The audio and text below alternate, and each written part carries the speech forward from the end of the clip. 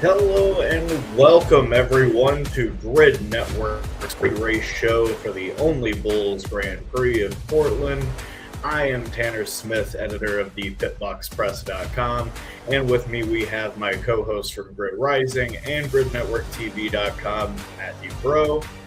From Grid Tonight, Kobe Lambeth, and from Portland International Raceway we have Joe Samaniego from Grid Network. A big thank you goes to our Patreon investors and our YouTube members. So you can take a look at that list over here on my left. We have Colin, Deschelle, Mark, Robin, David, Matthew, Crystal, Nico, and our newest investor, Adam. If you would love to make a monthly contribution to the Grid Network, we would love to have you on, and we would add your name to the list, and you get a shout out every video that we do. And if you're looking to make a bit more of a one-time investment, obviously you can get your name on the leaderboard below by doing YouTube Super Chats, which you'll get your name thanked on the air, or buy me a coffee, and you can get your name on the leaderboard below where Jamie is currently leading with 5. So all that in the rear view. We would also love it if you followed us on social media. We are on pretty much every platform at Grid Network TV. We would love to have you follow us and, check out what we're doing on social media at Blue Sky, Facebook, TikTok, Instagram, YouTube, and X Twitter. So all that out of the way, let's get started with an update from the track. But before we do that, you definitely want to make sure to see what Joe and Nicole have been up to this past weekend at Portland on our website, gridnetworktv.com, to check out our weekend photo gallery. Joe, obviously you've been behind the lens a lot this weekend, and we're very excited to have you here live from the track. How is the atmosphere this year compared to years past when the championship was clinched or there was only one round left to go? It's very interesting. At first, I felt the atmosphere was a little bit more of a race weekend where you weren't talking about a championship. A lot of people had the hopes that David Malukas could come in, have a good, strong, and continue that chase.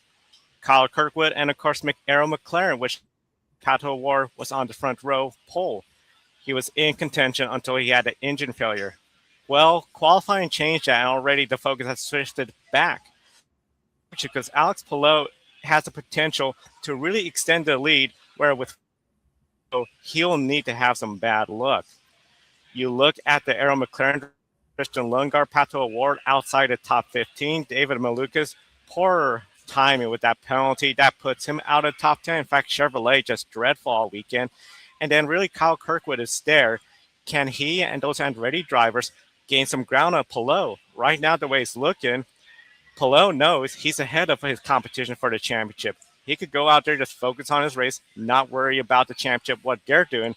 Where Christian Lundgaard, he's in a situation where not only does he want to keep his championship hopes alive, his career in IndyCar alive. Can he go to another team in 2027, and which team? So there's a lot of stuff on the line when it comes to the drivers here. So I feel that anticipation has really amped up since qualifying, and really the buzz all around is, can somebody go ahead, get around Alex Palou? Because we know this track, it is very hard. It's very much track position oriented when it comes to qualifying. And right now, Palou, fastest in practice, he's looking really good. Indeed he is, and we have a comment here from Adam. Hi, everybody. Joe, I've fully enjoyed all of the content from Portland International Raceway. It's a track I want to see one day. And what a wonderful track it is, very picturesque. But moving on here to the next question. Joe, you've gotten the chance to speak with a number of drivers this past weekend. We've got David Malukas, Kyle Kirkwood, Christian Lundgaard, and Pato Award. Kirkwood is the only driver in that group starting in the top 10 today. Malukas was going to start in the top 10, but his sixth-place grid penalty dropped him out into 15th. Aaron McLaren not showing any pace pretty much throughout the entire weekend, with Lundgaard starting last. And you have Chevrolet only having one car in the top 10, only being brought in by Renus VK. Dale Coyne Racing got both of their Hondas in the top 10, though. So were you surprised by the lack of pace from the Chevy drivers? And how does the and what a bad time for this to come for both Malukas, Lundgaard, and O'Ward. Very bad time for the Chevrolet teams. I just am shocked because we've seen this before where Chip Ganassi Racing, they pick Portland to do their testing, and then when they come to Portland, they seem to be very strong. You got a 6 race stretch coming in 5 weeks. This is the first one. This is going to put those Chevrolet teams behind the ball. Now, of course, they could go to the next track and rebound. They got the ovals. I feel in the ovals, Chevrolet has to feel really good about those oval races and where their drivers are because you got the Team Penske drivers. The problem is you potentially losing out points in Portland. Markham, inaugural event. Palou has won first time he gone to tracks. You can't count out that as a good race opportunity. Laguna Seca, another track, Alex Palou won. And then you got, of course, the Milwaukee Mile tracks. And overall, I just think this is setting up for Chevrolet to really be hurting right now. I think it's bad enough what it's occurring. We thought it was going to be first a McLaren issue. We thought Penske was going to be fast. No indication from Scott McLaughlin when I chatted with him twice that he was going to have such a slow qualifying lap.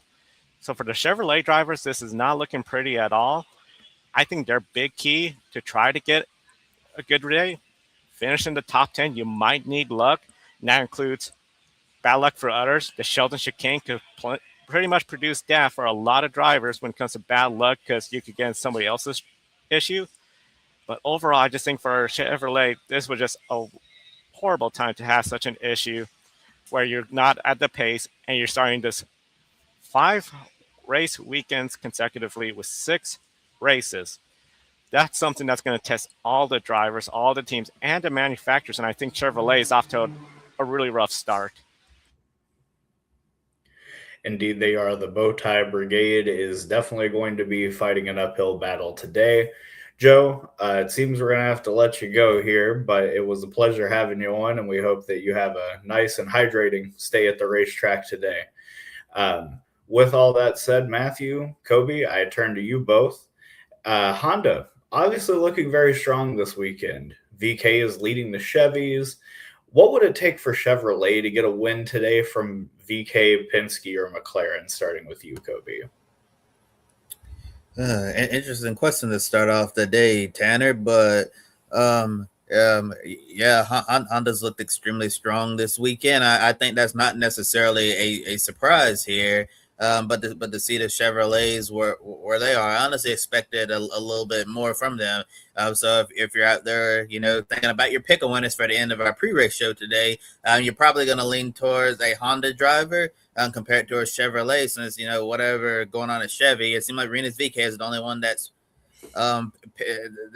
picked up on anything. And Rinus did mention in his interviews throughout the weekend that Juncos Hollinger Racing was one of the teams alongside Chip Ganassi Racing that actually came out to the Pacific Northwest and did the test. And it seemed like that's paid dividends for the small Juncos Hollinger Racing team. And that's probably given Rinus VeeKay, I guess you could say, maybe a slight advantage above the other Chevy drivers, since he was one of the Chevy drivers who came out here and tested at Portland. So they had a much thicker notebook than the teams who chose to test elsewhere on the IndyCar circuit. But for Rinus VeeKay to get a win today from a smaller Juncos Hollinger Racing team, he's gonna probably need some luck. Needs some luck to go his way. He's gonna need the drivers who drive for the more competitive teams. They're gonna need them to run into some trouble as well, because I know it's possible to see an underdog team win here in the NTT IndyCar Series, but it doesn't always happen, and it's not always a guarantee. So I think he's certainly going to need some luck.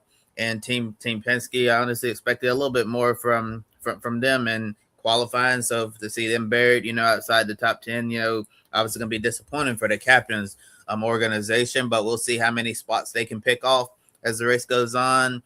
And Aaron McLaren, I'll be honest, I'll be shocked if any of their drivers, are on the podium today, because this has been a truly miserable weekend for all of them. I mean, it's really crazy to say the Aaron McLaren driver who's probably, I guess it's fair to say, probably looked the strongest this weekend is Nolan Siegel.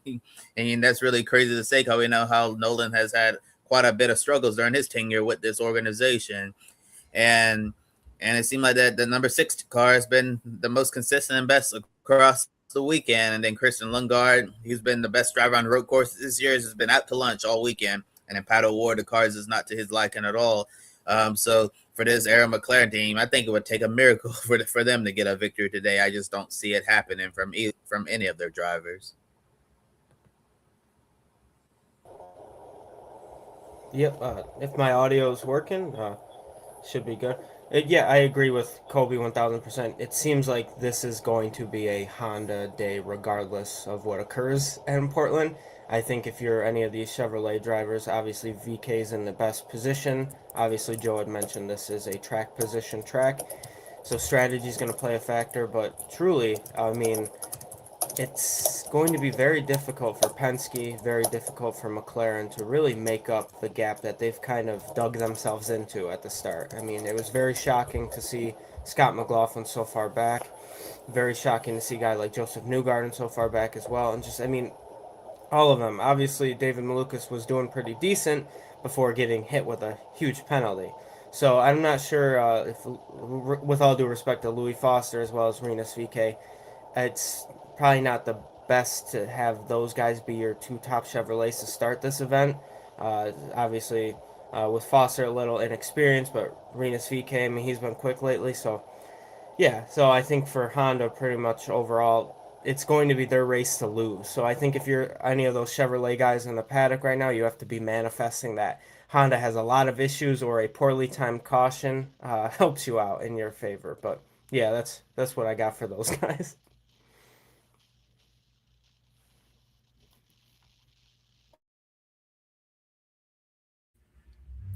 Sorry, y'all.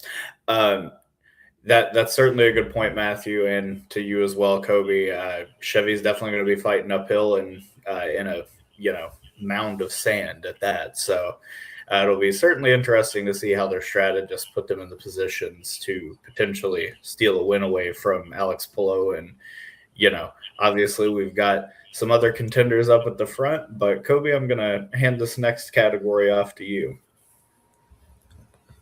Yeah. One driver looking for a win and trying to, make it 3 consecutive wins at Portland and before all time, and trying to also become the driver with the most wins at Portland and IndyCar Series history is Will Power. And the Andretti Global driver is starting third today, and he's won the last 2 races here with Team Penske. Now at an Andretti Global driver, and since the end of 2024, Portland has seemed like the only track that he can, truly get a hold to and win at. And we remember the conversation, 2 of our former full-time members here in the team, when Jackson Lambro suggested that Will Power possibly needed to be replaced when his performance, started to take a dip. And then Ben Snyder, obviously strongly disagree with that. So Matthew, if Will Power does not get a win at Portland, we know he's looked really strong this weekend, but we've seen various issues plague him throughout the season. So if Will Power does not go to victory lane today at Portland, do you think he has a chance of winning any of the 5 remaining races? We know we have Markham coming up, the Washington, D.C. street race, a doubleheader at Milwaukee, and then Laguna Seca in the season. I think he can win, but I don't think he will win. I just think this has kind of been a very tough adjustment for one of the series' best drivers ever.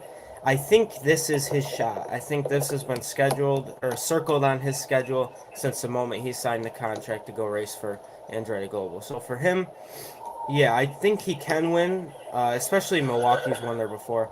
But then there's a couple inaugural events coming up, obviously Markham and then the DC Street Course, and then obviously success at Laguna Seca as well for Will Power. But yeah, to be honest with you, I think this is his main, I can't say one and only shot, but if he does win here, I really think he'll have the confidence to jump up in the standings. Obviously, being 14th in the standings is very unlike Will Power, and we've talked about that before. But I think if he doesn't win, he can win at these remaining races, but I don't think he will. I think it depends on his performance here during this event will strongly dictate how well I think he will do the rest of the season. But yeah, he can win. That's kind of what I'm saying, but if he doesn't win today, I really don't think he'll win for the rest of the season, which would kind of not be very good for Will Power. But he's still got it. I know we joke that Unk might not still have it, but he's still got it somewhere in there. But yeah, not a great year for Will Power, but obviously I think next year he can come back stronger once he's learned all the new tendencies, the new equipment, the new personnel around him. It's a team effort, and obviously he's had a lot of bad luck this year as well. But yeah, Will Power, if he does not win today, I don't think he wins, but I think he can, is kind of my neutrality answer here.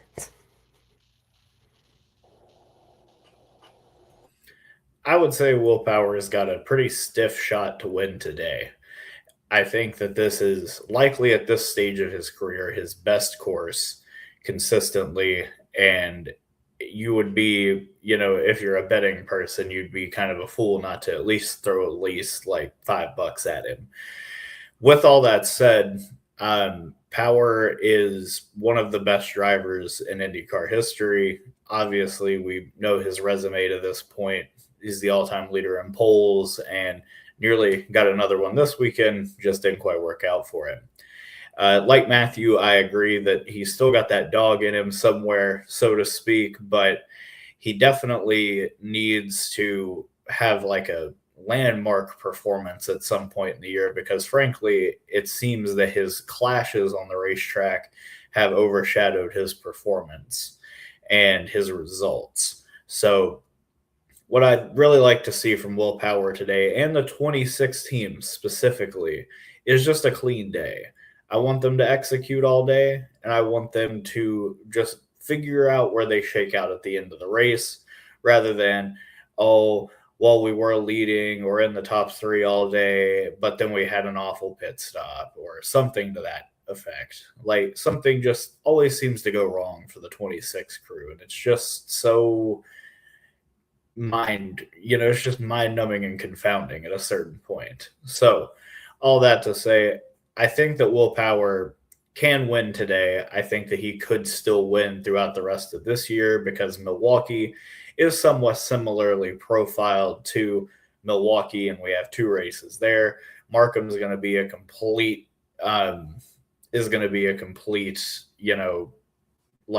random wild card race. So it's going to be impossible to dictate who could win there. All that to say, I think that Will Power could have a strong end to this season and maybe vault himself back into the top 10 in points. I think that would be a good thing for him to aim for. But at the end of the day, I don't think it's a disappointment if he doesn't win with the 26 bunch this year. It's not like they were burning up the track with Colton Herta last season. So on top of that, his team that he left also has not won to this point.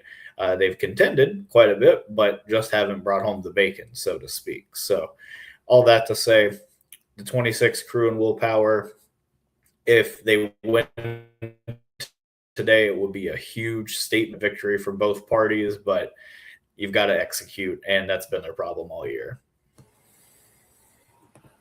Yeah, it's certainly been an issue for them all year, execution, and not just on his part. It seems like the entire Andretti team has had issues, of some sort. I know Kyle Kirkwood and Marcus Ericsson, his teammates, they had their fair share of highs and obviously lows this season, but like a lot of issues on the pit lane in their part. But I agree with what you were saying, Tanner, that I don't think Will Power necessarily needs to get a win the end of the year. I think as long as we see that there's progress, that they're finally starting to gel and they can build some positive momentum heading into the off season, I think that would be a win for Will Power. But I certainly think, that at the back end of his career, Portland is certainly one of his best racetracks. So this is a golden opportunity for him to go out there and compete for a win. I certainly think it's possible he could win the day. Just as Tanner said, he's just going to have to go out there and execute to the fullest extent. To give himself the best possible chance of going out there and getting a victory. But I certainly think a podium is a realistic possibility for him. As you said, got some new tracks coming up. I think Markham, Washington, D.C., Will Power can probably win at those tracks as well, but just as anyone, because it'll be brand new to every driver in the IndyCar Series, and it'll be anyone's game. So I think those could be potential opportunities for Will Power to go out there and get a victory later on. Actually in the next couple of weeks ahead, because there's a busy August. We're going to have a lot of racing going on in IndyCar to conclude the season here. And next, moving on, I'm going to talk about the driver who replaced Will Power in at number 12 this year, David Malukas. As we alluded to earlier, Malukas is number 12 Verizon Chevrolet. Got hit with a 6th place grid penalty at the start of the race weekend due to his team going above the engine limit, and Malukas currently sits second in the points. You can see right here on the screen, and it was a major surprise for his first year with Roger Penske, or Roger Penske's organization. Because you'd expect his more experienced teammates, a Joseph Newgarden or Scott McLaughlin, since they've already been with the team, it really seemed like it would have made more sense for those guys to be up there in the points. And Matthew Tanner, there was a lot of criticism when they announced the signing of Malukas, because they were like, "You're really signing this guy who's only shown out on the oval tracks, that basically the guy who seemed like a specialist on one track, that he's the one that you are choosing to replace." And David Malukas has shut up all the doubters this year. He's been strong on the ovals as he was during his stints at Delcoin Racing, AJ Foyt Racing, and his short time at Meyer Shank Racing. But I think David Malukas, he's really stepped it up big time on the road and street courses, proving that he can be an all-around IndyCar Series driver. And so, Matthew, I'm going to go with you with this question start first. So, despite the grid penalty, do you think Malukas can keep Alex Palou at arm's length in the points after this weekend? Because we know coming from 15th on the grid towards the front, that's going to be a difficult challenge for him. Yeah, and for Malukas, I feel like Penske, it's kind of like investing in Amazon back in the early 2000s. I think Malukas is an incredible talent, and I think just like we're seeing in like NASCAR with a lot of guys, once they're getting that first win, they're breaking through and they're winning a lot more. I think Dave Malukas is a prime example of that's going to happen for him. And for him, I know we joked before Tanner got to interview David Malukas about how he's won at Portland before, just was in the USF 2000 cars, I believe, way back when, probably 2018, I think it was, or 2019. But for Malukas, I think he should be more worried about staying ahead of Kyle Kirkwood than he would be trying to keep an arm's length of Alex Palou, because Kirkwood's very good pretty much everywhere, it seems like. But on these road courses specifically, I would be more worried about how Kirkwood is doing than I would be about Alex Palou, because I think the only way Alex Palou doesn't get a podium today is if strategy just doesn't fall his way, or a very slow pit stop, which we don't see too often from the Ganassi team, but it does happen when they don't want it to. So Malukas, I know he's got the penalty. He did show some speed in practice. Clearly the team was just trying to get as much out of the car as possible, and it penalized him for it. So I would be more worried about that 4-point gap to Kyle Kirkwood than I would be about that 83-point gap to Alex Palou, especially this race weekend, considering Palou is one of the best ever at this track, at least since they brought it back in 2018, I think it was. So yeah, if you're Malukas, just run your race, do what you've been doing all season long. There's a reason why you got this opportunity. There's a reason why you're second in the point standings right now. So go out there and don't worry too much about Alex Palou. Be more worried about Kyle Kirkwood, to be honest with you. But that's just me. Obviously, when we talked to Thomas Annunziata on Grid Rising, he mentioned when you're a certain part back, even if you're second in the standings, you're really not thinking about who's ahead of you, how far ahead. You're more worried about the guys you're racing around at that given time. So that's why, at least for Malukas, I think he's probably, if he focuses too much on Palou is what I'm getting at, I think it might mess with him a little bit. I think he's got to be more worried, because one mistake and all of a sudden he drops to third, and depending on how Lundgaard does, maybe close to fourth in the standings, and that's not a good sign for what could have been a great weekend for him. So I'm confident in him, though. I think he'll be fine. I think David Malukas is in a very interesting position to start this weekend. Obviously, going over the engine allotment for the year already and having to take a nice sixth place grid penalty for that. So definitely not an ideal start to the weekend off top. But at the end of the day, the Verizon 12 car looked pretty quick at some points during practice, and they clearly know how to get around here. Obviously with wins the last 2 years, and all of Will Power's notes from years to go over. So I think that there is a chance that they could pull off a solid top 5 run today if they play the strategy game right. All that to say, I think that there is some truth to what Matthew said about trying to keep Kirkwood and to a lesser extent Lundgaard behind him. But at the end of the day, you can only really, count on where you finish. So I think that the 12 team should try to maximize as much as they can today. From 15th, it's going to be hard to do that, but you could have some people at turn one take themselves out of the race. So it'll be interesting to see how the Verizon 12 team, ends up plotting this race out. And I'll be interested to see how David Malukas, who was about to get lapped at this race last year by Will Power toward the end of the event. It'll be interesting to see with better equipment what he's going to be able to do with a very heavy Honda field today. So I'll be definitely watching him. I love to basically, scoreboard track throughout the race. I like to watch the intervals and see who's passing who and when everybody pits. So the 12 car will be one that I watch today very intently just to see how he's able to make ground throughout the field. Yeah, certainly we could see the strategy game coming to play. I mean, it worked out for him at Nashville, right? Had that crash in practice, missed qualifying at the start of the very rear, and then he was in the right place at the right time, and the cautions fell perfectly for him to get up towards the front at Nashville. So it could very well happen today at Portland. He could, get that perfectly timed caution to get him that track position that he's going to need to get the most points possible. And I do think that Matthew had a really good point there, by looking at Palou with the margin that he has right now, over 80 points. I think a lot of us expect, although the championship is still far from over, a lot of people expect that Alex Palou is more than likely, going to be this year's champion once again.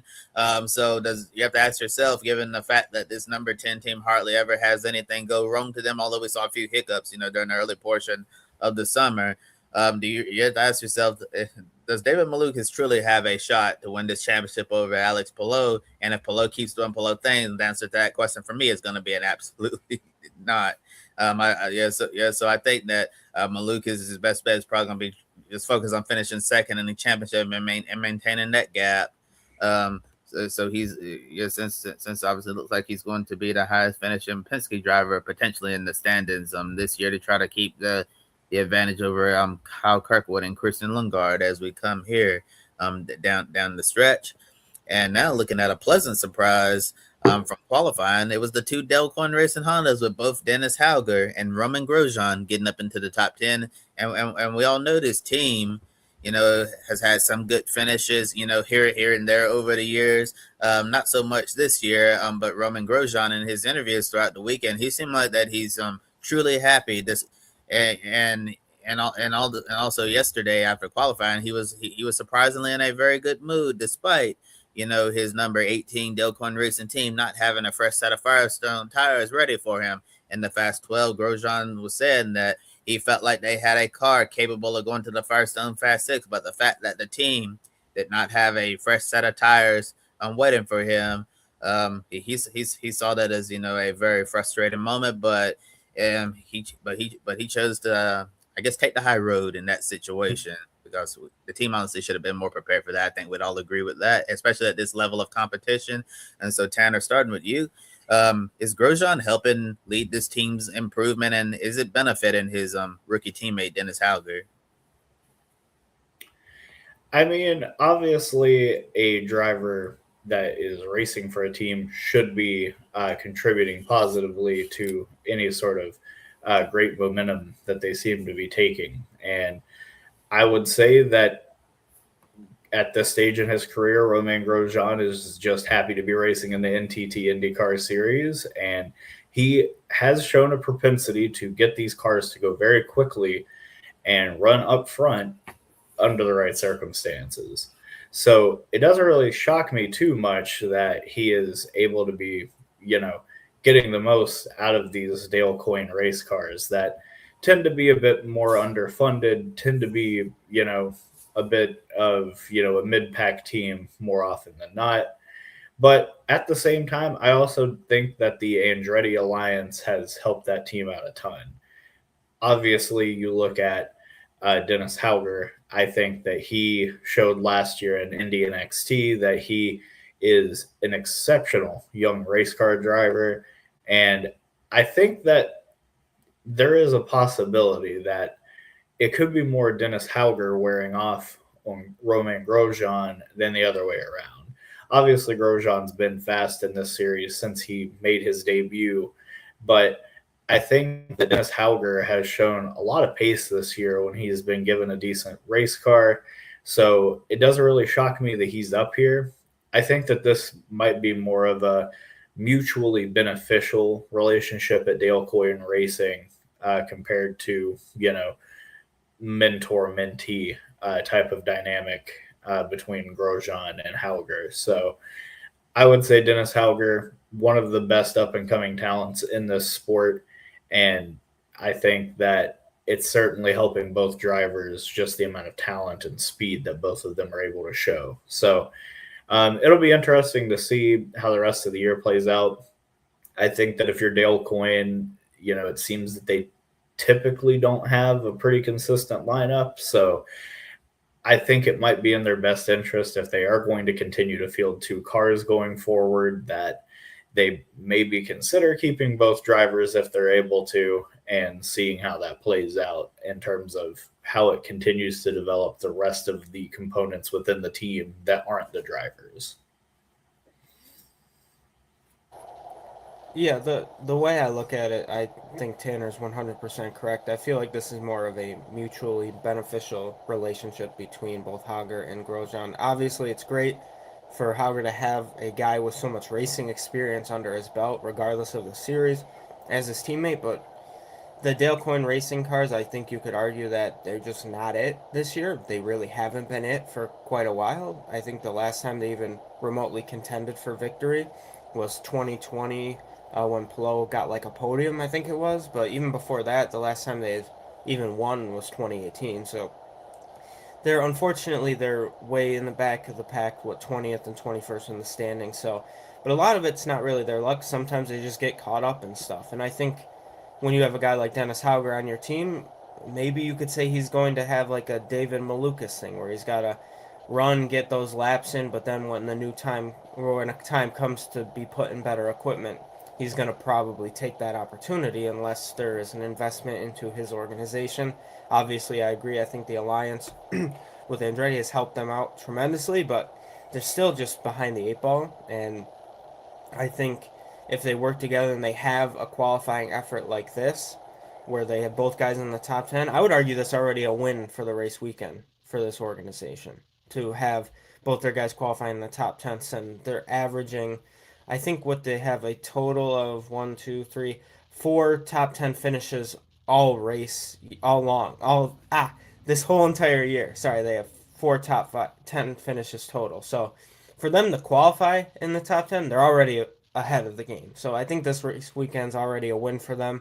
Now they just have to go capitalize. So I think that, just to answer the question quickly, yeah, I think it's more of a mutually beneficial thing. I think regardless of the veteran you have, it's always a great thing to pair up the veteran with the young up and coming talent, and I guess we'll see from there. So I don't know. I know the next question we'll be talking about the futures of them, but yeah, I think their goal today is to stay in the top 10 as long as they possibly can. Use that track position type of track to their advantage.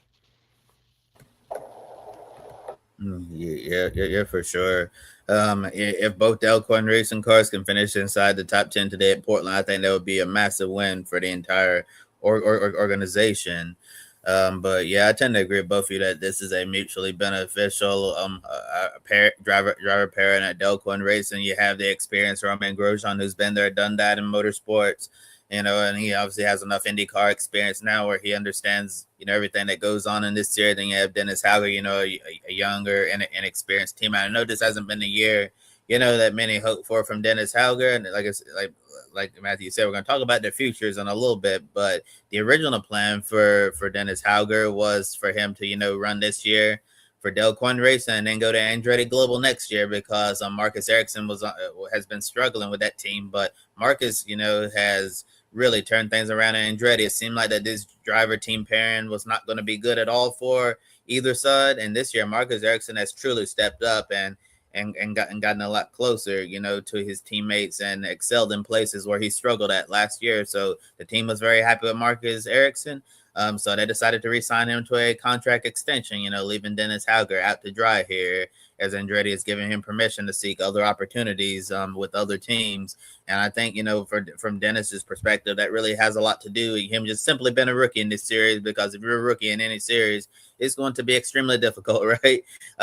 Unless I know we see our super rookies, every now and then. The last true super rookie I remember seeing before, his unfortunate life-changing accident was Robert Wickens when he came into the IndyCar Series. I think on debut at St. Pete, he started on pole and almost won if he hadn't got taken out towards the end. Yeah, so you're not going to see a super rookie like a Robert Wickens come around in IndyCar, every so often. But for the most part, you're going to see rookies really struggle. And we've seen that from Dennis Hauger this year.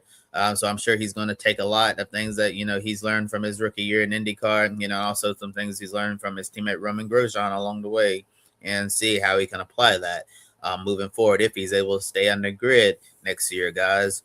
Guys got a quick follow-up.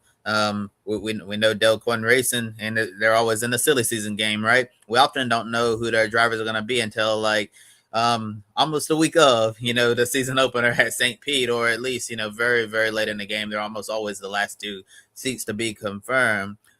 So looking ahead towards next year, Marshall Pruitt and his silly season report, been updating that throughout the summer. So very grateful for Marshall there for sharing his insights from all of his sources in the IndyCar paddock. So the latest update from Marshall on Del Coin Racing, it looks like Roman Grosjean may not return to the team next year, because it looks like Dennis Hauger's number 19 that he's in at the moment, it may go to a funded driver, possibly someone from Indy Next looking to move up, like an Enzo Fittipaldi. Maybe a Nikita Johnson. Josh Pearson is said to have a massive budget as well, so that may go to an Indy Next driver. I'm looking to move up, and Marshall says that the plan at the moment seems to be to move Dennis Hauger over to the 18 that Grosjean's in right now, since that's the car that's sponsored. We know Dennis Hauger at the moment does not have major financial backing, so that would be an easy plug and play if you wanted to continue to invest in the future of IndyCar. And Dennis brings no money, so it'd be easy to slide him over into that seat, so he doesn't have to worry about funding that. Del Coin can just continue to develop him, and Dennis would get another year to show what he's learned from year one. So Matthew, I'm going to ask you, do you think Del Coin Racing should try to keep both of their current drivers rather than hire who brings sponsorship money? That's a tough one. I think the reason why you would want to say yes is because the last time that they have had a driver compete for them for 2 consecutive years was David Malukas in 22 and 23. And then before that, it was actually Santino Ferrucci in 2019 and 2020. And just as an organization, when you're constantly switching drivers every race year, I mean, in 2024, they didn't have one single driver that raced in all the races full time. They had 9 different drivers race at least one race for them. It's not going to work out very well for you as an organization if you're constantly switching it up. So I think even if Roman Grosjean is not doing as well as nearly what you'd want him to do, you should probably try to keep him. But if not, I love a lot of young talent in Indy Next, but is it really going to be beneficial to your organization to pair Dennis Hauger with another young rookie when you've already been struggling mightily, it seems like, as an organization? I mean, they almost won, obviously, Rinus VeeKay. I think it was Toronto had a runner-up finish and then finished 4th at the start of the year last year. So it's like they can show performance. It's just not very consistent. They're usually consistently in the mid-pack, but it's like a tough thing. It's like you balance the idea of, well, you brought this veteran in first year with the team. He's still learning, but he's not doing really well. And then you have this up-and-coming rookie, which you might lose him eventually. So it's like, do you pair them or do you just say, oh, we need more money, we're going to move our rookie over in a second year to a car that has money and then bring in another rookie who has money and see if that works out? So I think if it's one of those things you say, if it ain't broke, don't fix it. But it seems like it's been broken for quite a long time over here, and nothing has been changing. So I guess we'll see what happens. So it's ultimately up to them. If they need more financial money, that's what they have to do, is bring it back. But if they don't, I say maybe keep the same drivers, or do a situation like you did in 2024 where you had a young up and coming rookie race in a few of those races, but still have a guy race most of the season with you. I know the charter situation's a lot different, but ultimately we'll see what happens. I mean, I certainly think that it would be in their best interest for most of the reasons Matthew laid out. Um, Obviously, I think that both drivers are plenty capable of competing at this level, and I think that Grosjean's obviously been a relatively tenured driver at that particular team, even going back to when they were Dale Coyne with Rick Ware Racing. So, all that to say, I think it would probably be in their best interest because, let's be honest, out of who's left over, is there anybody that we could point to that is readily available that's also better than Grosjean? I probably don't think so.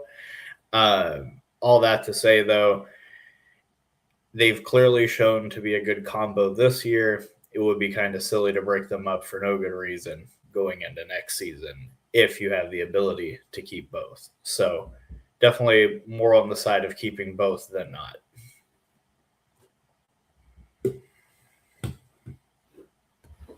Yeah, I agree with both of you. I think it would be in their best interest to keep both, because I always think when you have a young, inexperienced driver like Hauger in the lineup, that it's a really good idea to have that veteran, presence there to help lead the team. I know we already said that their pairing is more mutually exclusive, but I do think that there's something to say about having a veteran and a younger and experienced driver, to balance out the team. Because if we have a second year IndyCar driver, Dennis Hauger, although he'll be a little bit more experienced than he is right now, if you add another rookie in the mix, we could potentially see quite a few growing pains. And since it looks like, he's going to be moved on from the Andretti umbrella, I wonder if the Dale Coyne Racing Alliance with Andretti this year is going to stay, or if that's just going to end. And if they don't have access to Andretti information, that may cause the team to struggle even more. And we know Dale Coyne Racing are kind of going through a rebuilding phase right now. They've been that way the last few years, because Dale Coyne has employed a lot of extremely talented people over the years. And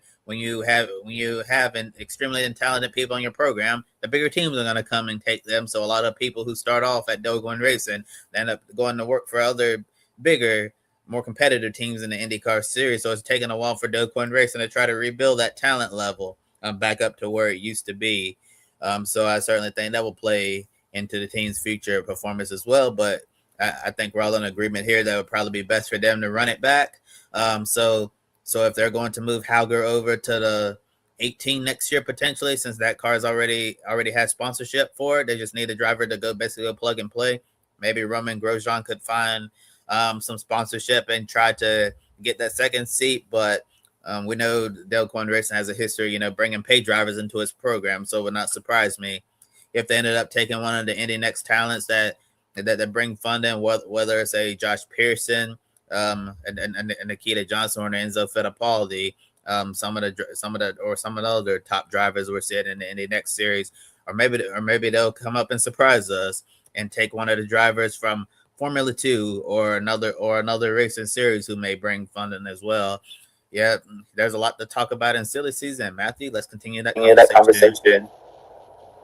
Yeah, absolutely. So, like you said, let's talk about some silly season news here in IndyCar.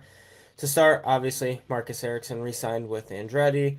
Nolan Siegel and Christian Lundgaard still have no 2027 plans announced, which shocks me quite a bit. Marshall Pruitt from Racer.com did report that Lundgaard is scheduled to meet with PNC Bank executives soon, which may indicate a future move to Chip Ganassi Racing. I know we've talked about it seems like months now with that. There are a lot of interest from other drivers to replace Felix Rosenqvist at Meyer Shank Racing as well. Kyle Collette's name has been mentioned multiple times as well. Renus VK is another, but during the interaction with Marcus Armstrong, Bob Pockrass from Fox Sports says he expects the seat to go to Mick Schumacher, who has new financial support. So good for him, obviously. Stingray Robb can bring a ton of sponsorship money as well to whoever hires him, but Pruitt says no taker so far for that money, and he may have to look at IMSA for next year. So Tanner, I'll throw this one to you. With today's race being a big help, will today's race be a big help for anyone looking to secure a seat in the 2027 season? And if so, who would it be?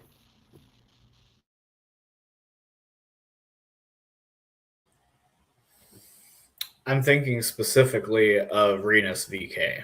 I think that he has the most potential for movement and probably really has the last like 2 seasons. I think that in Dale Coyne's equipment last year and this year in Junco's equipment, he has been absolutely unbelievable. And I don't think he's getting the proper credit for it, whether it be from, the folks that run the race teams and from the people in the media. The guy has been exceptional behind the wheel. And I just don't really understand why he doesn't really have a better ride at this point in his career. All that to say, clearly the fastest Chevy this weekend. So he could absolutely prove by, winning or even having a podium today that he is a guy that should be in this series for a decade or more to come. And I think that he, like I said, is one of the better drivers on the grid. It's just he's got to have the equipment necessary to allow him to succeed. And even despite that, in his lesser equipment, he's still performing at a super high level. I mean, it's not like he's buried somewhere in the points. I believe he's currently in the top 10. So, all that to say, I think Rinus VK of all drivers has the most to, gain from having a great run today. Yeah, and from my end, I think Rinus VK is probably one of the best IndyCar drivers who has not been in one of the top seats yet. I think he certainly deserves an opportunity to drive for one of the top teams in IndyCar. I mean, we saw what he could do at Ed Carpenter Racing with their elite oval racing program at the Indianapolis 500, especially in qualifying. Rinus VK, he was extremely fast in qualifying. I know the Indy 500 didn't necessarily go as well for him to race itself, but he shows that he certainly has the speed and the pace to get the job done. And also, when we saw him take that ECR car and drag that car to a win on the IMS road course a few years ago, it really shows you the type of talent that he has. And I do wonder if he had the proper team behind him, what could he do? He has an opportunity to do something special today with Junco's Hollinger Racing, potentially challenge for a podium, and if all the cards fall into place, maybe, score one of the biggest upset wins we've seen in IndyCar, in quite some time. And not really sure what his future is going to hold in the IndyCar Series. I think there are multiple options. He could either stay with Junco's Hollinger Racing, and it's been reported that I guess we were talking about in a traditional professional sports sense. Rinus VK is basically a restricted free agent in that sense. He can basically sign what is equivalent to an offer sheet from another team, and Junco's Hollinger Racing has the opportunity to match that. So let's say, for example, that Rinus VK could sign a contract to drive to 66 next year at Meyer Shank Racing, and then Junco's Hollinger Racing will have a certain amount of time to match that contract, which is similar to what you see in the NBA with these restricted free agents and all of that. Yeah, so Junco's Hollinger Racing is going to have a chance to keep Rinus VK. And they were talking about this over the weekend on IndyCar on Fox. They were basically saying that Rinus VK may not be able to choose where he wants to go, that Junco's Hollinger Racing may decide for him. So Rinus could sign with another team in the paddock, and then the team that he's with right now could very well come up and match that, and keep him under the locks. And that may not be a bad option, because it's rumored that Aaron McLaren is looking at forming a technical alliance with Junco's Hollinger Racing. I know they tried to do that a few years ago until Agustin Canapino kind of ruined that for them with his social media antics. That's when they backed away from that. And now since we're far removed from that incident now, it seems like that there are certainly mutual interest from both teams to get that going again. And since Aaron McLaren, although they're not having a great time this weekend, since they're one of the bigger teams in the sport, I'm sure Rinus would be very excited to be able to be in meetings and get data from, let's say, a Pato Award, a Felix Rosenquist, a Scott Dixon next year. And it could certainly elevate the Junco's Hollinger Racing program, which is also rumored to be going through a new ownership structure. It seems like the co-owner, Ricardo Juncos, he could certainly be on his way out. I know that's been a process that's been going on a long time behind the scenes. Looks like his business partner Brad Hollinger is going to be looking for a new business partner, because I know the goal for Juncos Hollinger Racing, they don't want to have to rely on, no offense to him, they don't want to rely on paid drivers like Stingray Robb anymore. That they want to be able to hire 2 drivers, based on their talents, instead of what they can bring financially. So I certainly feel like Rinus VeeKay, has a lot going for him right now. Could go to any one of these teams, but if he signs with another team, he'll go to Hollinger Racing, match that contract. It might not be a bad situation for him to return, and he could potentially, put himself in line for an even bigger seat, in the future. And one last thing I wanted to bring up, I think another driver who really needs a good weekend, and starting towards he's starting towards the rear of the field, like he has done throughout this season, is Mick Schumacher. I know last time out at Nashville, extremely impressive, right, on an oval. I know IndyCar team owners, they value what a driver can do on an oval. So the fact that Mick Schumacher has really taken to the oval race and a lot quicker than many people expected certainly turned some heads. I know he had a great qualifying effort at Phoenix. He certainly did some good things in the Indy 500 until the very end when he hit the wall. And then, Nashville, just incredible performance, while the rest of his RLO teammates, Louis Foster and Graham Rahal, were struggling. Who was the one carrying the team that weekend? It was Mick Schumacher, who had the best performance of his IndyCar career. But we know Mick Schumacher comes from the road and street course racing background in Europe. And so far this year, he hasn't really done much on those type of tracks that he's, the style of tracks that he's driven on all his life. So I feel like if Mick Schumacher is able to come back today and have a really good performance at Portland, it'll really help his case towards the future, because we know he's shown a lot of potential on the ovals, and we feel like he should obviously be running a lot better on the road and street courses, guys, since he's been doing that his whole life up to this point. So I think if he's able to get a good result today at Portland, it can certainly help his case to stay in an IndyCar next year. But as Bob says, it seemed like he's a favorite to go to Meyer-Shank Racing, especially with all of his new sponsorship backing that he has secured, in this second half of the summer. And I guess you can say mixed struggles could also come down to, RLL and his program and how they've had a really difficult go at it. And we've seen how quick this Meyer-Shank Racing car on the road and street courses and the ovals as well with the Ganassi Alliance. So maybe we see Mick Schumacher go to this car next year, and he'll take a huge step forward in his development as an IndyCar driver. Yeah, absolutely. I think one guy I'll be watching especially today is Rinus VeeKay. I know I didn't talk too highly of him, but that was because I was mistaking him for another driver in my mind, so I apologize. Looking really at Rinus VeeKay, he truly is one of those drivers that consistently is outperforming what he's been given, and I think for free agency, just to touch on him, I think he's one of those guys that deserves that opportunity. He's been grinding out to get in a car that can go out and win. I mean, he's won before, so it's not like he can't win.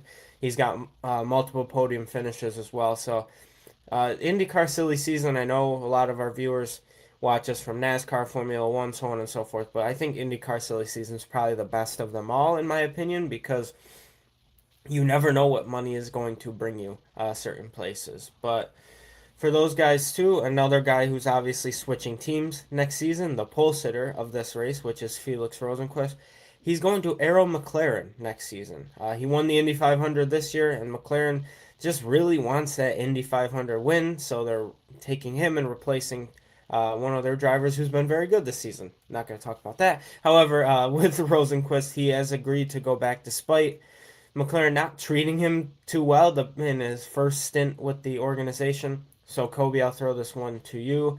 Can Rosenqvist and Meyer-Shank Racing hold off Alex Palou and, well, pretty much everyone else in this event?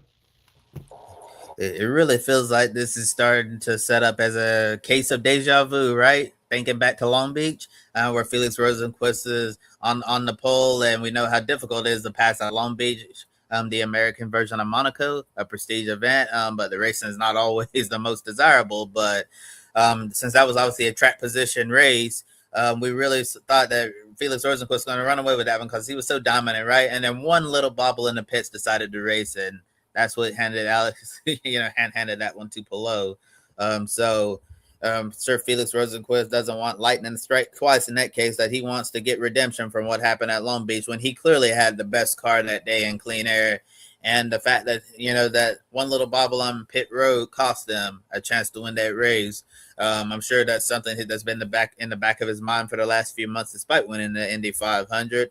So he'll certainly want to go out there and get redemption from what happened at Long Beach. I certainly think that it's possible today that Felix can go out there and get the best of Palou, but he's certainly going to need to be absolutely perfect and have everything go his way for that to be possible, because we know Alex Palou, if he done some things differently in qualifying yesterday, he certainly would have been on the pole, because he's clearly been, the best car all weekend. And once Palou gets out front in clean air, it might be game over for Rosenqvist and the rest of the competition. This might be a bit of a robust take, but I'll be honest, I still don't really have a ton of faith that Felix Rosenqvist is going to go out and just start winning races because he was able to narrowly beat out another driver in the Indy 500. But a lot of people, including Arrow McLaren, seem to think that he's just a completely different driver now, that he, beat David Malukas by like half of a foot. So all that to say, this is the same team that got utterly demolished by Alex Palou at Long Beach on a strategy call. And I'll be honest, if it goes caution free, he's probably got a decent shot if he can just get ahead at turn one and stay ahead. But if it's a race where we have a couple of stoppages or even one poorly timed stoppage that Barry Wanzer and Alex Palou are able to take advantage of, then I just don't see it happening for the Meyer-Shank crew today.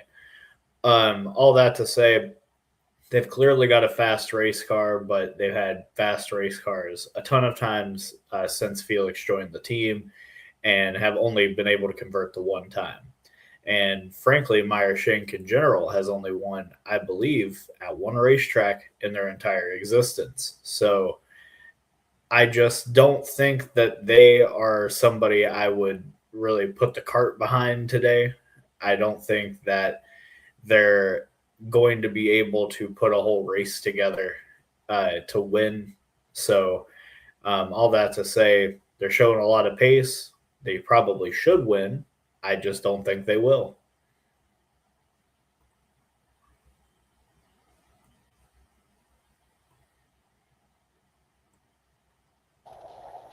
And I can agree with both of your points there about them. It's like Rosenqvist obviously has not shown much anywhere when if it wasn't obviously barely winning the Indianapolis 500. However, Portland seems to be a track that he is pretty decent at. I would argue it is one of his best non-oval racetracks. Especially, I think he's got 3 runner-up finishes here, if I'm not mistaken, and he usually starts up front here too.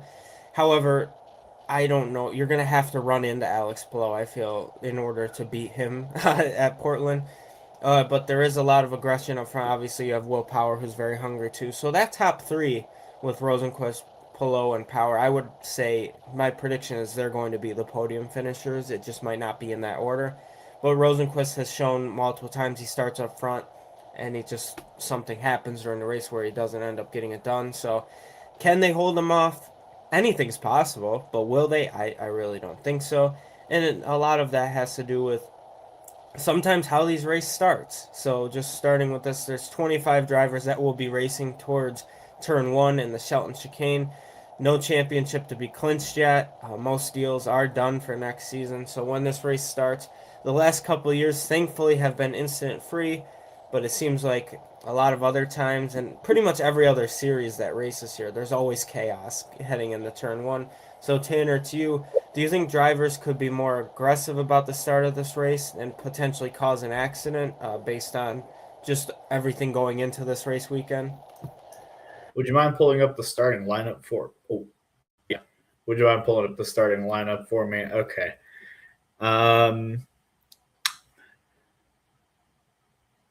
Well, Grosjean's up there. He might make things interesting.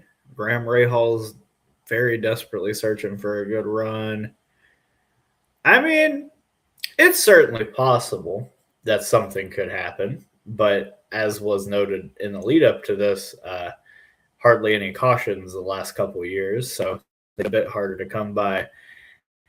I think that it's certainly possible we could see a caution coming into turn one, but I feel like it's one of those things where it'd probably be a one and done kind of deal where if we got one caution from turn one because guys were not being very smart, we probably wouldn't get a second one.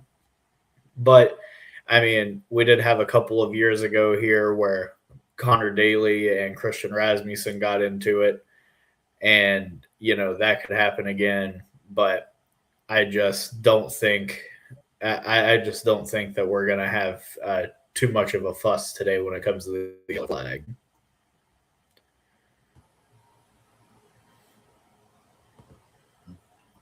And I still can't believe to this day that Christian Rasmussen faced no punishment for what he did to Connor Daly in last year's Grand Prix of Portland, because that was absolutely egregious to be dumping somebody like that in an IndyCar.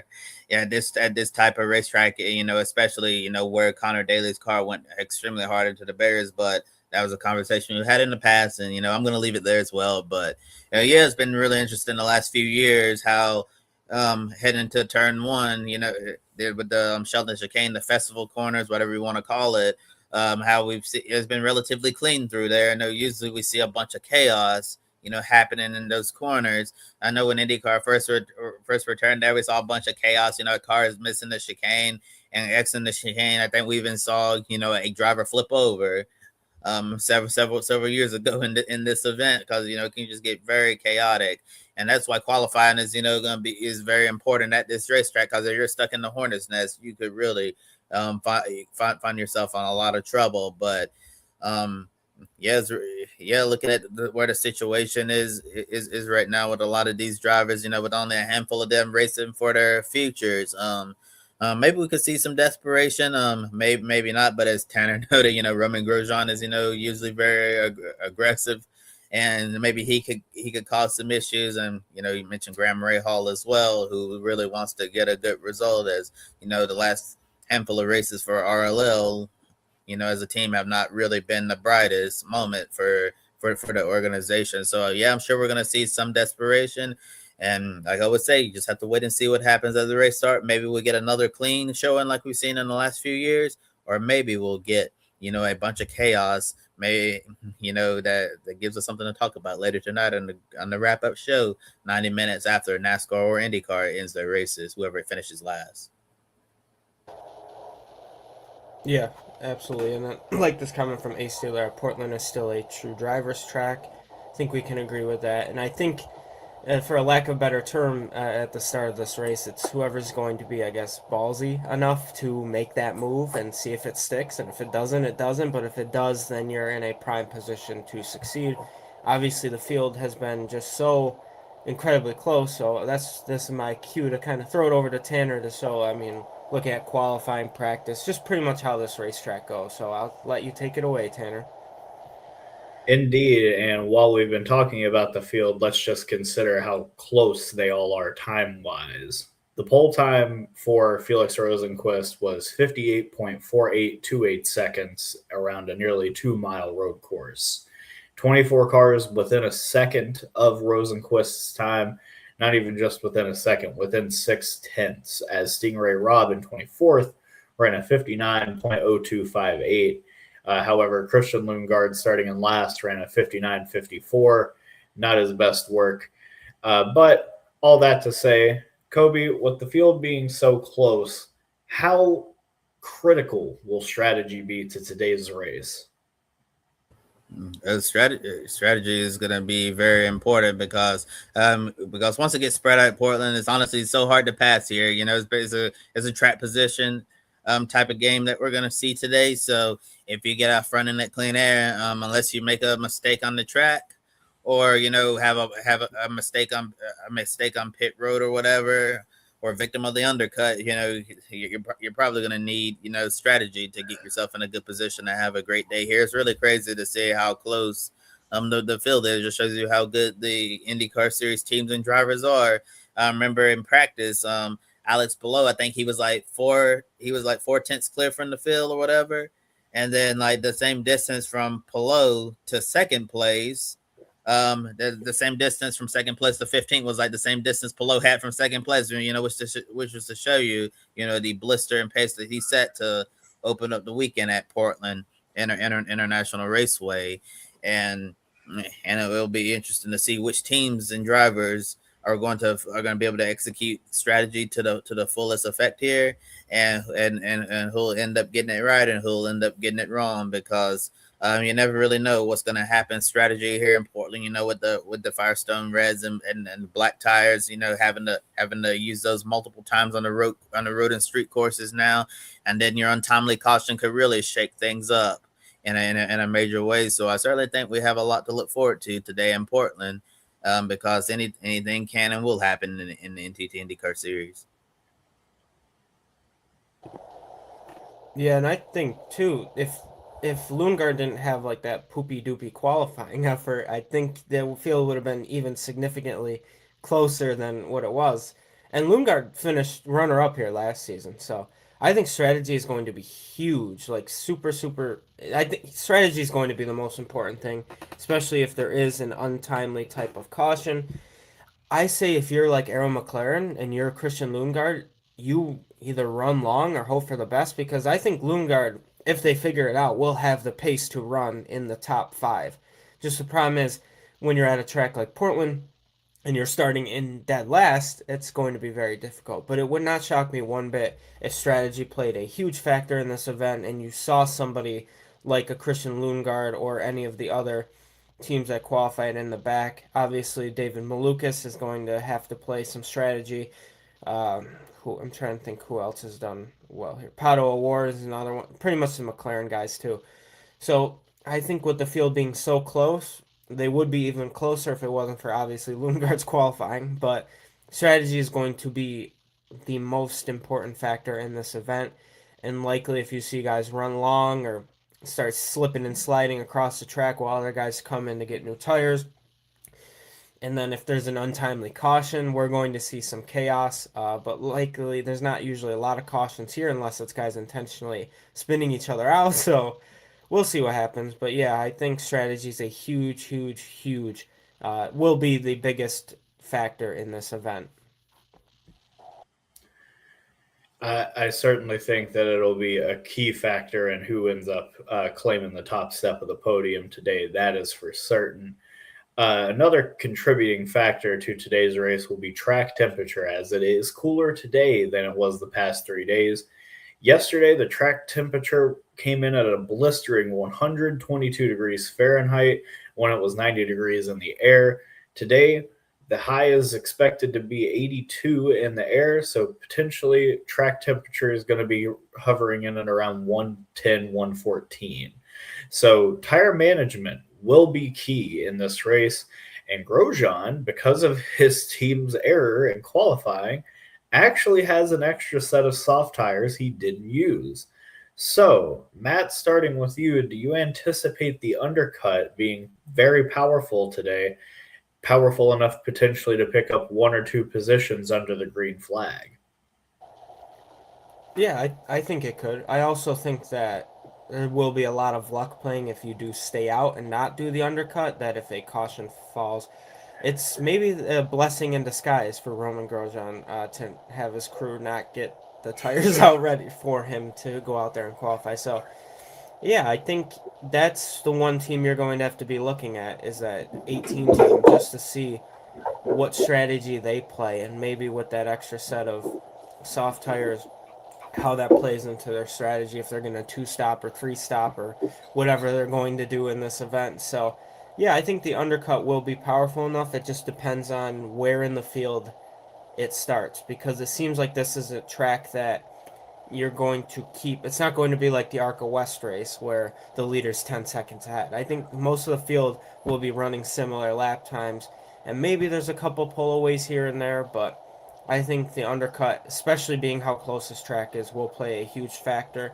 But I'd also say that's the way, I guess it's a spectrum of things. Like, the undercut's going to be powerful, but I think also at the same time, drivers who are willing to take that risk and stay out a little bit longer if there is an untimely caution for the rest of the field could play a huge factor as well. So I'm pretty much neutral here. I think it could go either way, but yeah, I think especially when these guys start pitting will be a huge factor in what happens during these green flag runs. Yeah, I don't really have much more to add here. I do think that, obviously the undercut on these style of tracks can definitely play, a major factor in what's going on because, as I was saying, as we get deeper into the race, the cars get more spread out. Passing is going to become more difficult given the type of track that Portland is. You need to set up your passes, on certain places on the racetrack, and it's just going to be difficult. That's just been what Portland's been over the years. And if you're close enough to the car ahead, you can potentially, pit a lap or two before them, get on those fresh tires, make some gains and pick up a few spots. And maybe we'll see a few surprises along the way.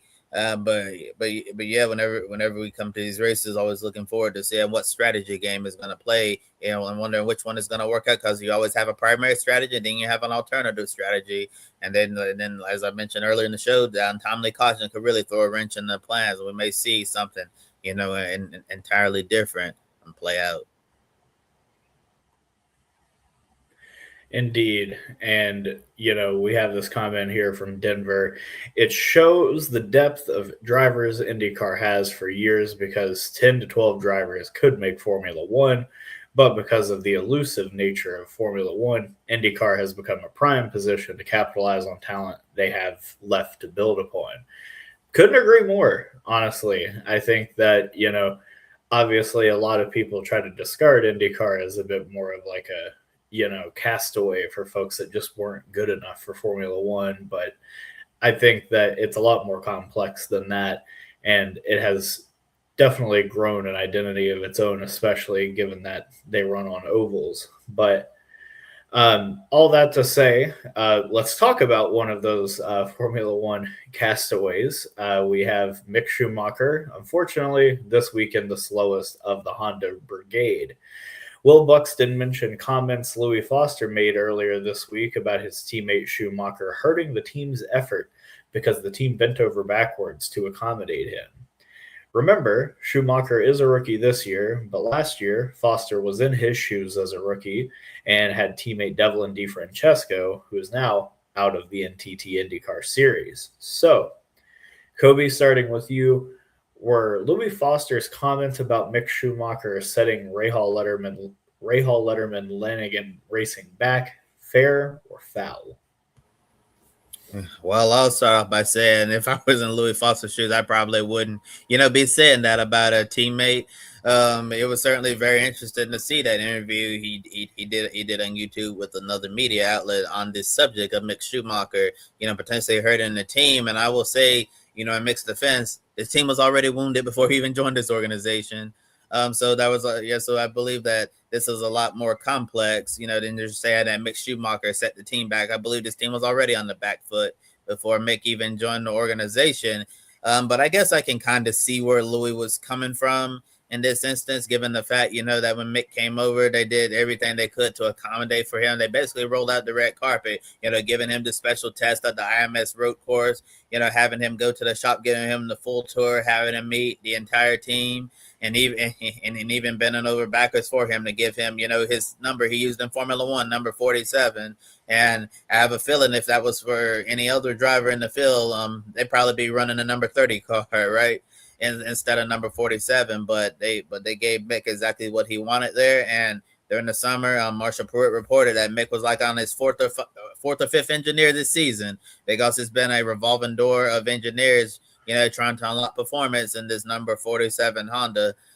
So some of the struggles we've seen from Mick this year, I don't think it's entirely on him. It's just the fact, that this team was obviously struggling to be a three-car outfit, which is exactly why Rahal Letterman Lanigan Racing sold one of their charters to Dry and Run Bowl, and they're going to end up being a two-car team next year instead of three. I assume we're going to see a third car next year for the Indy 500, possibly bringing Takuma Sato back for another run. But the team clearly realized that they were biting off more than they could chew, running a three-car program full-time instead of two. So maybe once they go to two next year, at Graham Rahal, and it seems like Louis Foster is has been rumored to come back since he has a contract next year. I'm not sure if these comments change how the team feel about Louis for talking about his teammate in this way, but after seeing the interview myself, I don't think he was like necessarily said, that it was Mick's fault per to say that. He's just saying that. I think he's just saying the fact that the team was dedicating on so many resources to one particular car and driver that it ended up,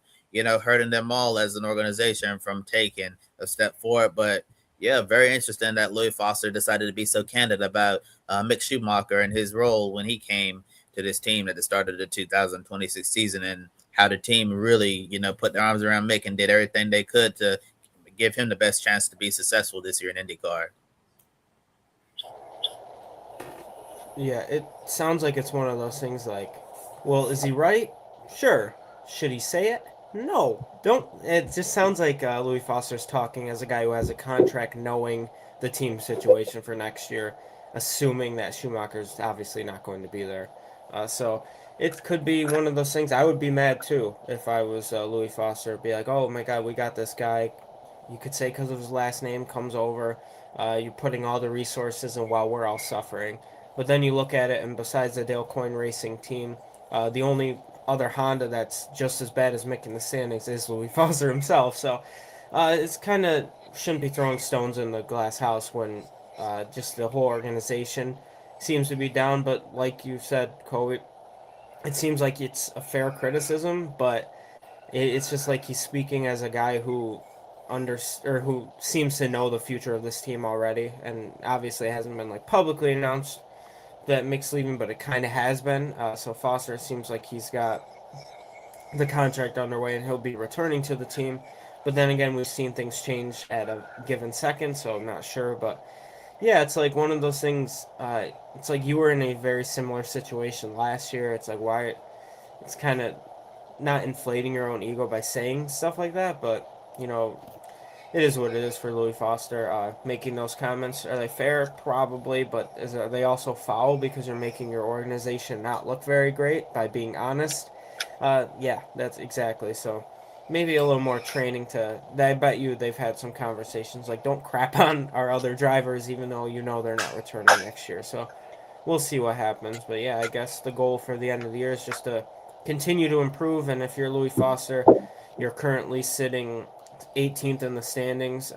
Try to make up that gap to Ferrucci and Rossi if possible. Don't let Nolan Siegel and Hauger catch you, and Grosjean. So yeah, but yeah, it seems like there's not really as much of a relationship with the teammates, especially if comments like that are being made publicly to other media outlets. So those are my thoughts on that. So yeah, we have another comment here from Denver. It's not fair on Mick. He has huge shoes to fill already with the name alone, but I'm giving him praise to make his mark in a totally different style of open wheel racing. So here's where I land on the whole Mick Schumacher thing. Yes, I do think it probably has affected RLL to some extent to have to keep shifting pieces around to help accommodate him and bring him along. But he obviously didn't run Indy and XT. He hasn't run ovals in general until he got into this series this year. So all that to say, I think that he has performed very admirably given the circumstances. And it's not like he was joining a tier 1 organization, with all due respect to the folks at RLL that I know try very hard to field a great race team. But unfortunately, the results just do not back up the claim of being a great race team at this moment in time. So I think that, Mick obviously has, as Denver, pointed out, a lot to live up to, in some regards. And I think that's important to remember when, kind of talking about him. But at the end of the day, I really just don't want to hear that kind of stuff out of the guy that's behind him in points and raced all year last year. And his only notable IndyCar achievement really is him, wrecking Joseph Newgarden out of the lead at Gateway last year. So all that to say, I think that it's best to just control what you can control and maybe not badmouth the team and your teammates, but that's just me. With all that in the book, though, we will be moving on to pick a winner. The pick a winner graphic will be going up here to my side. Matt, you are obviously the leader in this category, but Kobe, not too far behind. So, starting with you, Matthew, who do you think is going to come with the victory? The NTT IndyCar Series, OnlyBulls Grand Prix of Portland. I don't wait till last second to make my pick, but I already made, I think, last night. Just gonna go with Alex Palou, just because of his success and him being, Alex Palou. But the Will Power, I think, is gonna be a legit threat, though. I really do.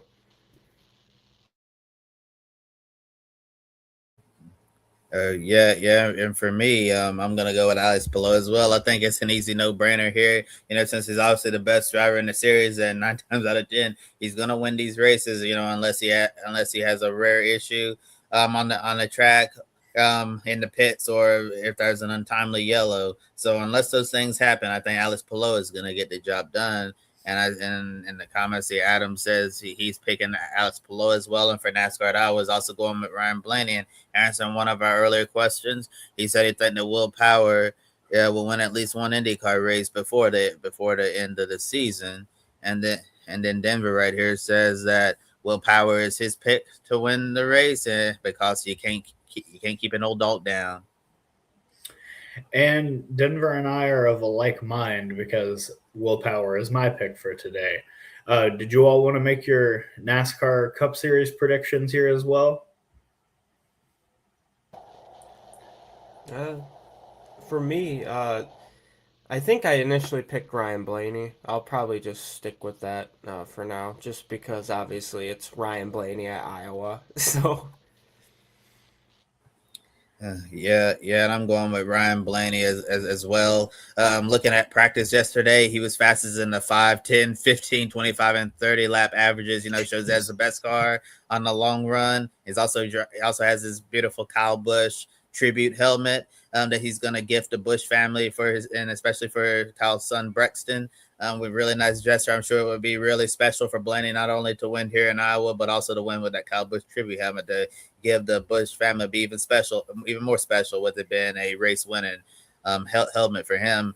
And yeah, we got quite a handful of races coming up, guys, in the next few hours or so. In the next 30 minutes, we got Indy next at Portland. So Joy and Nicole be on site for that one. Yeah, also, if you're following the NASCAR Canada Series, got the street race up there. I believe it's Trois Rivières, if I'm pronouncing that correctly, probably not, but I always love that street race. And then obviously we got NASCAR at Iowa at 3:30 p.m. Eastern and IndyCar at 4 p.m. So if you love racing, you got 4 races to watch in the next several hours. Indeed, and I will also be going with Ryan Blaney today in Iowa. But with that taken care of, I just want to thank all of our viewers for watching. Please be sure to subscribe, hit the bell icon, and give this video a thumbs up. Check out our daily recap videos from Portland, including short updates on YouTube, Instagram, and TikTok. And remember to check out gridnetworktv.com for updates to our weekend photo gallery at Portland. We'll be adding more photos throughout the day today. And consider investing in the Grid Network, as these fine folks have.